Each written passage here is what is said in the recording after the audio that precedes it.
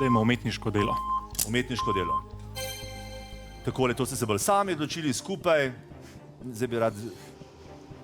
Ja, mislim, najprej rekla, da je tudi ona razmišljala med tema dvema, kaj jaz.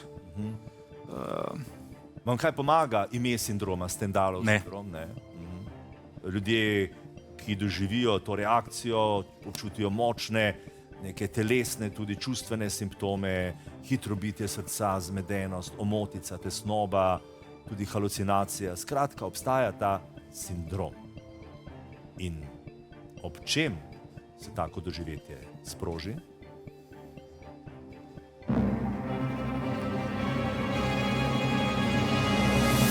Ime sindroma izvira iz francoskega pisatelja Stendhala, ki je leta 1817 opisal neko svojo izkušnjo, ki jo je imel v Firencah.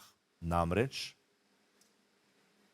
umetnost ga je tako prevzela, da je doživel fizični in duševni pretres. Laura, Anže, kaj pa to? Zlati Joker, Anže, še to vam moram dati. Še to. Ste dojeli, kaj se je zgodilo zdaj, ne? Kviz Joker si oglejte tudi na RTV 365.